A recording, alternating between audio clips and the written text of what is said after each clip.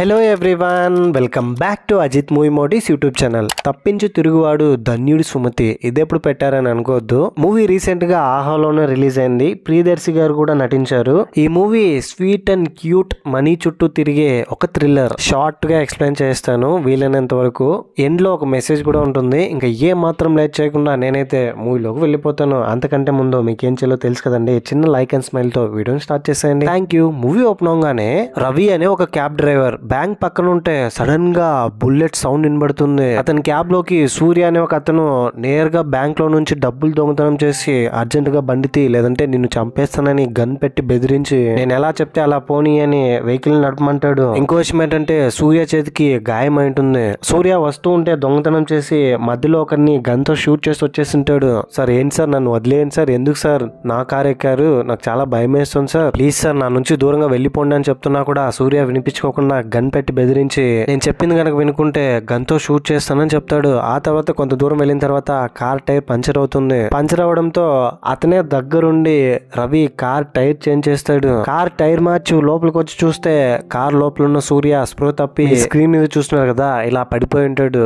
Gun చేతిలో వేలాడుతూ ఉంటుంది. ఇదే సరైన అవకాశం అని రవి అడ్వాంటేజ్ గా తీసుకుని ఎలాగో రవి కూడా ఫైనాన్షియల్ గా స్ట్రగుల్ అవుతుండడంతో ఆ డబ్బులు దొంగిలించి పారిపోవాలి, సూర్యని అక్కడే వదిలేసి అని అనుకుంటాడు. గన్ తీసుకుంటున్న సమయంలోనే సడన్ గా సూర్యకి స్పృహ వచ్చి ఏంట్రా ఏం చేస్తున్నావు, డబ్బులు దొంగిలించడానికి ట్రై చేస్తున్నావు, అది నా మనీ నేను దొంగిలించి ఇంత దూరం తీసుకొచ్చానని సూర్య నలిగే రవి వీళ్ళిద్దరూ బాగా గొడవ పడతారు. ఈ గొడవలో షూట్అవుట్ లో సూర్య కడుపు లోపల బుల్లెట్ వెళ్తుంది. వెంటనే రవి సార్ తప్పైపోయింది, నన్ను క్షమించండి, మీ డబ్బు మీరే తీసుకోండి, సారీ సార్ నేను మిమ్మల్ని హాస్పిటల్ తీసుకెళ్తాను, మీరు ఎక్కడ చెప్తే అక్కడికే తీసుకెళ్తానని అక్కడి నుంచి వెళ్తాడు. మధ్యలో పోలీస్ వాళ్ళు ఆపితే సూర్యతో Ravi sir just normal checking నేను వెళ్ళి చూసుకొని వస్తానని వాళ్ళకి కొంత డబ్బు ఇచ్చి అక్కడ నుంచి వెళ్ళిపోతాడు. తర్వాత సూర్యని రవి ఒక హోటల్ దగ్గర తీసుకెళ్లి రూమ్ బుక్ చేస్తాడు. రూమ్ తీసుకుంటుంటే అక్కడున్న అటెండర్ ఏమో ఎక్కడి నుంచి వచ్చారు, బాడీలో ఆ గాయాలేంటి, పోలీస్ వాళ్ళకి తెలిస్తే ప్రాబ్లం అవుతుందని అంటే మేడం మీరేం కంగారు పడకండి, అది జస్ట్ చిన్న గాయం మాత్రమే, ఫస్ట్ ఎయిడ్ చేస్తే తగ్గిపోతుంది, రెస్ట్ తీసుకోవాలంతే, అందుకనే ఇక్కడ స్టే చేస్తున్నాము, మా వల్ల మీకు ఎలాంటి ప్రాబ్లం రాదు అని చెప్పి లోపలికి తీసుకెళ్తాడు సూర్యని. సార్ దగ్గరలోనే మెడికల్ షాప్ ఉంది, మీరు కొంచెం డబ్బు ఇస్తే నేను వెళ్ళి ఫస్ట్ ఎయిడ్ కి సంబంధించిన మందులు తీసుకొస్తానని డబ్బులు తీసుకుని రవి అక్కడ నుంచి బయలుదేరుతాడు. కట్ చేస్తే ప్రియా అనే ఒక అమ్మాయి, ప్రియా తన ఫ్రెండ్ తో కలిసి తన బాయ్ ఫ్రెండ్ కోసం వెయిట్ చేస్తూ ఉంటుంది. తన ఫ్రెండ్ తో ప్రియా ఎలాగైనా ఈసారి నిజం చెప్పేయాలి, పాపం వాడు నా వల్ల ఇంకా ఎలాంటి సమస్యలు వాడికి రాకూడదు అని చెప్తుంది. తన ఫ్రెండ్ ఏమో వాడిని ఎలా ప్రేమించావే అని అంటుంది. ఆ తర్వాత అక్కడికి ప్రియా బాయ్ ఫ్రెండ్ ప్రశాంత్ వస్తాడు రోలర్ లో. అతని వెహికల్ అదే కాబట్టి ఇంకా నడుచుకుంటూ రాలేకపోయావా, ఇంకా స్పీడ్ గా వచ్చేవాడు అని తన ఫ్రెండ్ సటేరేస్తుంది. ప్రశాంత్ ప్రియా దగ్గరికి వెళ్ళిన తర్వాత ప్రియా ప్రశాంత్ మా ఇంట్లో నాకు మంచి సంబంధం చూసేశారు, నేను వాడినే పెళ్లి చేసుకుంటాను, మా అమ్మ నాన్న చెప్పిందే కరెక్ట్ అనిపిస్తుంది, ఇప్పుడు మనం ఇద్దరం విడిపోయినా కూడా ఫ్యూచర్ లో బానే ఉంటాం, కొద్ది రోజులు పెయిన్ మాత్రమే ఇది, సో అర్థం చేసుకుని బ్రేకప్ చెప్పి ప్రశాంత్ దగ్గర నుంచి ప్రియా వెళ్ళిపోతుంది. దీంతో ప్రశాంత్ కి అసలు ఏం అర్థం కాదు, ఓడి అమ్మ ఏంట్రా ఇది సడన్ గా వచ్చి ఇంట్లో వాళ్ళు ఏదో సంబంధం చూసారని చెప్పి బ్రేకప్ చెప్పి వెళ్ళిపోయింది, ప్రాపర్ రీజన్ కూడా చెప్పలేదని చాలా ఎమోషనల్ అవుతాడు. కట్ చేస్తే ఇంకోవైపు రవి సూర్య కోసం మెడికల్ షాప్ లో ఫస్ట్ ఎయిడ్ మందులు తీసుకుని వస్తూ ఉంటే హోటల్ బయట పోలీసులు కనిపిస్తారు. పోలీసులు తెలిసిపోయిందా, పోలీసుకి గానీ నేను దొరికానంటే ఇంకంతే నన్ను కూడా పట్టుకెళ్తారు వాడితో పాటు అని దాక్కుంటూ ఉంటాడు. సడన్ గా అప్పుడే ఎవరో అన్నోన్ పర్సన్ ఒక అతను బ్యాగ్ తీసుకుని రవి అతని కార్ పార్కింగ్ లో పార్క్ చేస్తుంటే కార్ తీసుకెళ్లిపోతాడు. తీసుకెళ్లింది ఎవరని రవికి ఏం అర్థం కాదు. నా కార్ అని అరుస్తుంటే కూడా లోపలికి వెళ్ళి సూర్యతో రవి సార్ మొత్తం అయిపోయింది, బ్యాగ్ ఎవరో దొంగిలించారు, నా కార్ కూడా తీసుకెళ్లిపోయారు సార్, ఎవరు తీసుకెళ్లారో నాకు అర్థం కావట్లేదు సార్, ఏదో ఒకటి చేయండి అని రవి సూర్యతో అంటే సూర్య ఏంట్రా నాటకాలు ఆడుతున్నావా, డబ్బులు నువ్వే కొట్టేసి ఇప్పుడు ఏం తెలియనట్టుగా నా దగ్గర వచ్చి కథలు చెప్తున్నావా అంటే సార్ నన్ను నమ్మండి సార్, మందుల కోసం బయటికి వెళ్తే డబ్బుతో పాటు నా కార్ని కూడా తీసుకెళ్లిపోయాడు, అర్జెంట్ గా వెళ్తే ఆ కార్ని పట్టుకోవచ్చని వీళ్ళిద్దరూ ఇంకో రెడ్ కార్ ని దొంగతనం చేసి ఆ కార్ని ఫాలో అవుతారు. సడన్ గా ఒక ప్లేస్ లో కార్ ఆపితే పక్కనే వాళ్ళ కార్ కనిపిస్తుంది. తీసుకెళ్లిన పర్సన్ ని పోలీసులు కొట్టి తీసుకెళ్తుంటారు. పోలీసులు అతని దగ్గర ఉన్న బ్యాగ్ చెక్ చేస్తే బ్యాగ్ లో గంజాయి ఉంటుంది. బ్యాగ్ లోపల ఉన్న డబ్బులు ఏమైందని వీళ్ళకేం అర్థం కాదు, మన బ్యాగే కదా అది, బ్యాగ్ లో ఉన్న డబ్బులు ఏమైందని సూర్యకి రవికి ఏం అర్థం కాక మళ్ళీ హోటల్ కి వెళ్తే డబ్బులకు సంబంధించి డీటెయిల్స్ దొరుకుతుందేమో అని వెళ్తూ ఉంటారు. ఇంకోవైపు ప్రశాంత్ ఏమో ప్రేమించిన అమ్మాయి బ్రేకప్ చెప్పి వెళ్ళిపోయిందని బాధపడుతూ ఉంటే తన ఫ్రెండ్ వచ్చి మందు తాగరా, ఈ టైంలో మందు తాగితే మొత్తం సెట్ అయిపోతుందని, ఆడవాళ్ళందరూ ఇంతే ప్రేమిస్తే మోసం చేస్తారని కొన్ని లవ్ కొటేషన్లు చెప్తూ ఉంటే మీ ఫ్రెండ్స్ అందరూ ఇంతేనారా, ఇలాంటి టైంలో ఇలాంటి చెత్త మాటలారా చెప్పేదని తన ఫ్రెండ్ని బాగా తిట్టి ఇంటికి వచ్చేస్తాడు. ఇంటికి రాగానే ప్రశాంత్ కి మళ్ళీ తన గర్ల్ ఫ్రెండ్ ప్రియాని చూడాలనిపించి ప్రియా వాళ్ళ ఇంటి దగ్గరికి వెళ్ళి విండో సైడ్ నిలబడి, ప్రియా నేను ఒకసారి నీతో మాట్లాడాలి అని చెప్పి ఇంటి బయటే నిలబడతాడు చలిలో. ఇంకోవైపు హోటల్ కి వెళ్తున్న సూర్య అలాగే రవికి సడన్ గా ఒక అమ్మాయి కనిపిస్తుంది. ఆ అమ్మాయి అడ్డురంగానే ఆ అమ్మాయిని చూసి వీళ్ళు, సార్ ఈ అమ్మాయి కదా హోటల్లో రిసెప్షనిస్ట్ గా ఉన్నింది, ఇప్పుడు ఏం చేస్తుంది ఇక్కడ, తన బ్యాగ్ ఏంటి మన బ్యాగ్ లాగే ఉంది అని చెప్పి తన దగ్గరికి వెళ్తే గన్ పెట్టి సూర్యని బండి తీయండి లేదా మీ ఇద్దరిని చంపేసి నేను వెళ్తానని ఇద్దరిని బెదిరించి కార్లో వెళ్తుంది. అప్పుడు చెప్తుంది యాక్చువల్ గా ఏం జరిగిందని. రిసెప్షనిస్ట్ అమ్మాయి సూర్య అలాగే రవి వీళ్ళిద్దరు హోటల్లో రూమ్ కి వెళ్ళిన తర్వాత వాళ్ళ మీద డౌట్ వచ్చి అపూర్వ రవి బయటకు వెళ్ళిన తర్వాత మెడికల్ షాప్ కి సూర్యని అలాగే సూర్య దగ్గర ఉన్న బ్యాగ్ ను చూస్తుంది. బ్యాగ్ లో ఏదైనా ఉందా అని చూస్తే డబ్బులు కనిపిస్తాయి. ఎలాగైనా ఆ డబ్బులు తను సొంతం చేసుకోవాలని ఆ డబ్బుతో పాటు పక్కనే ఉన్న గన్ కూడా తీసుకుని డస్ట్బిన్ లో వేసి అక్కడ నుంచి దొంగిలించి ఇప్పుడు ఇంత దూరం వచ్చింటుంది. ఫైనల్ గా రవి అలాగే సూర్య దగ్గరికి వచ్చింటుంది. ఇప్పుడు సూర్య రవి అపూర్వ వీళ్ళు ముగ్గురు కలిసి కారులో వెళ్తూ ఉంటారు డబ్బుతో పాటు. అండ్ ఇంకో విషయం ఏం జరుగుతుందంటే అపూర్వ డబ్బు తీసుకుని రోడ్డు మీదకి రాగానే ఒక లారీ కనిపిస్తుంది. లారీలో ఎలాగైనా లిఫ్ట్ అడిగి వెళ్ళాలని లిఫ్ట్ అడిగి లారీ లోపలికి వెళ్తే అక్కడున్న లారీ డ్రైవర్స్ తనతో మిస్బిహేవ్ చేసి అపూర్వని రేప్ చేయడానికి ట్రై చేస్తారు. కానీ అపూర్వ తెలివిగా తన దగ్గరున్న గన్ యూజ్ చేసి తప్పించుకొని వచ్చి ఉంటుంది ఇప్పుడు రవి అని అలాగే సూర్య దగ్గరికి. రవి ఏమో ఏంటి మేడం మీరు ఇలా చేశారు, సూర్య సార్కి డబ్బు ఎంత అవసరమో తెలుసా, సూర్య ఎంతో ప్రాణానికి ప్రాణంగా ఒక అమ్మాయిని ప్రేమించాడు, ఆ అమ్మాయిని ఇప్పుడు తీసుకురావాలనుకున్నాడు, తీసుకురావాలంటే అతని దగ్గర డబ్బులు ఉండాలి, పాపం మా అమ్మాయి ఏమో బాగా డబ్బున్న ఫ్యామిలీకి చెందిన అమ్మాయి, ఎంత బాగా చూసుకున్నా సూర్య డబ్బు లేని లోటు మాత్రం తీర్చలేడు, అందుకనే దొంగతనం చేశాడు, ఇది అతనికి అవసరం అని చెప్పి అతని డబ్బు అతనికే ఇచ్చేస్తామని రవి అపూర్వతో అంటే అతనికే అవసరమా డబ్బు, నాకెంత అవసరమో తెలుసా, నేను కూడా ఒకరిని ప్రేమించి మోసపోయి ఇక్కడికి వచ్చాను, పెళ్ళైన కొద్ది రోజులు నాతో కలిసి బానే ఉన్నాడు, ఇప్పుడు సడన్ గా వదిలేసి వెళ్ళిపోయాడు, ఒక్కదాన్ని అయిపోయాను, తిరిగి ఇంటికి వెళ్ళలేని పరిస్థితి, హోటల్లో పనిచేసుకుంటూ మిగిలిపోయాను, నాకు కూడా డబ్బు అవసరం, నా సిచ్యువేషన్ కూడా ఒకసారి ఆలోచించు అని చెప్తుంది. సూర్య బాడీలో బుల్లెట్ ఉండడం గమనించి ఎలాగైనా సూర్యని హాస్పిటల్ తీసుకెళ్లాలని దగ్గరలో ఒక ఆర్ఎంపీ డాక్టర్ దగ్గరికి తీసుకెళ్తాడు.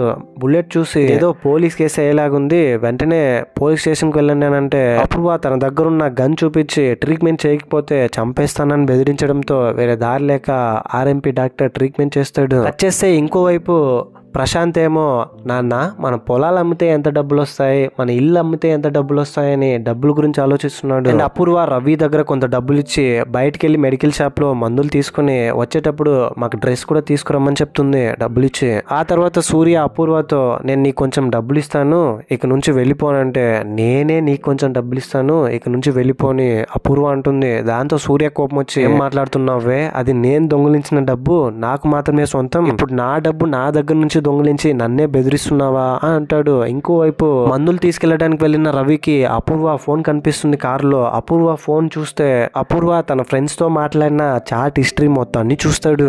మందులు అండ్ అలాగే డ్రెస్ తీసుకొచ్చి అపూర్వకి ఇచ్చి అపూర్వని డ్రెస్ చేంజ్ చేసుకోమని అక్కడ నుంచి వచ్చేస్తారు.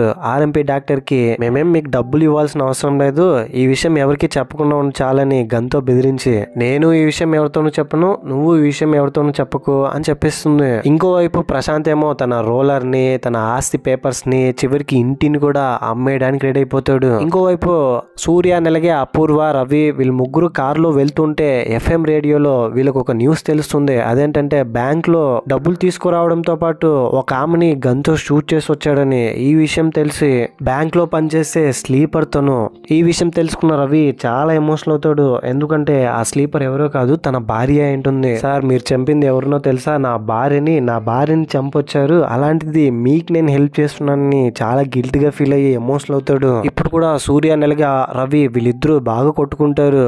సూర్య రవితో నేను మాత్రం ఏం చేయను, నేను కావాలని షూట్ చేయలేదు, నా బ్యాగ్ లాక్కోబోయింది, వేరే ఆప్షన్ లేక నేను షూట్ చేసి వచ్చాను, అయినా తను చనిపోతుందని నాకు మాత్రం ఏం తెలుసు అని చెప్తాడు. ఏం చేయమంటారు, నాకు ఒకగానొక కొడుకున్నాడు, వాడికి క్యాన్సర్ ఉంది, నెలకి మందులకే 50 నుంచి 60 వేలు అవుతుంది, అప్పు దొరికిన ప్రతి చోట అప్పు చేశాను, వేరే దారి లేక నేను నా భార్య ఇద్దరు కలిసి బ్యాంక్ లో దొంగతనం చేయాలనుకున్నాం. ఈ లోపలే ఇలా జరిగిపోయింది. నా కొడుకు మొహం కూడా నేను చూడలేకపోతున్నాను.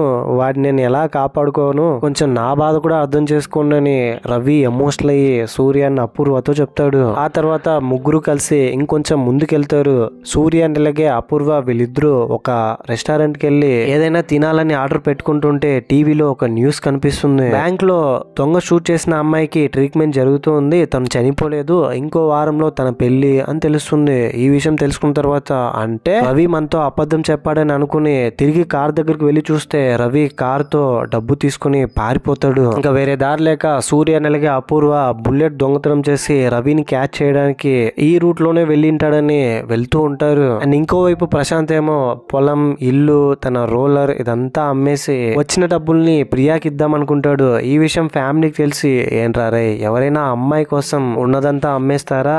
50 లక్షలు ఇది మన జీవిత కాలం కష్టపడినా కూడా మనం సంపాదించలేం. నేను మీ అమ్మ కలిసి ఆ అమ్మాయి కంటే మంచి సంబంధం నీకు తీసుకొస్తాను, ఆ అమ్మాయిని వదిలేరా అని చెప్పడంతో ప్రశాంత్ కోపం వచ్చి నా బాధ ఏదో నేను పడుకుంటానని అక్కడి నుంచి వెళ్ళిపోతాడు. ఇంకోవైపు రవిని వెతుక్కుంటూ వెళ్ళిన సూర్య అలాగే అపూర్వకి రవి కనిపిస్తాడు. వెంటనే రవి కార్ని పట్టుకొని ఎంత మోసం చేసావరా, మాకే అబద్ధం చెప్పావరా అని అంటుంటే పోలీసులు అక్కడికి వచ్చేస్తారు. పోలీసులకు కనిపించకుండా ఎలాగా మేనేజ్ చేయాలో అర్థం కాక రవితో ఏం గొడవ లేనట్టు వాళ్ళ దగ్గర నటించి అక్కడి నుంచి వాళ్ళు వెళ్ళిపోయిన తర్వాత రవిని కాలర్ పట్టుకొని డబ్బు ఎక్కడరా, ఎందుకని మమ్మల్ని మోసం చేశావు అని అడుగుతారు. అండ్ ఇంకోవైపు ప్రశాంత్ ఏమో ఫుల్ డిప్రెషన్ లోకి వెళ్ళిపోతాడు. తనకి 50 లక్షలు కావాలి ఇప్పుడు. ఎందుకంటే తన గర్ల్ ఫ్రెండ్ ప్రియా తనని పెళ్లి చేసుకోవాలంటే వాళ్ళ నాన్నకి 50 లక్షల అప్పులు ఉంటుంది. అప్పుల గోలు తట్టుకోలేక ప్రియా వాళ్ళ నాన్న సూసైడ్ చేసుకుంటే ప్రియా వాళ్ళ నాన్న ఫ్రెండ్ మీ కూతుర్ని నా కొడుకు ఇవ్వు, నీకున్న అప్పులన్నీ తీర్చేస్తానని చెప్పడంతో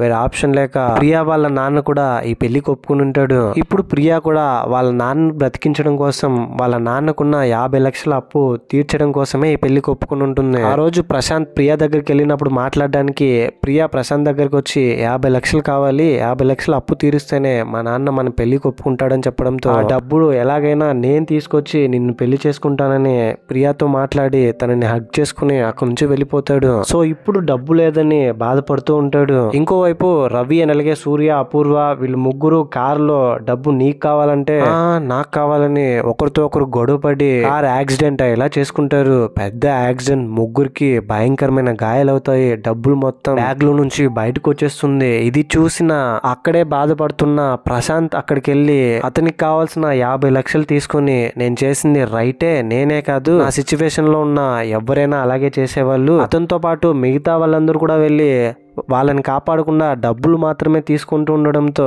వాళ్ళు చేసింది రైట్ అయితే నేను చేసింది కూడా రైటే కదా అని అతను మాట్లాడుకొని నువ్వు చేసింది అసలు తప్పే కాదు అని అనుకుంటాడు. ఇంతటితో మూవీ కూడా ఎండ్ అయిపోతుంది. జెన్యూన్ గా ఎవరికైతే ఆ మనీ అవసరం ఉందో ఫైనల్ గా ఆ మనీ వాళ్ళకే చేరుతుంది. సో తప్పించు తిరుగువాడు ధన్యుడు సుమతి.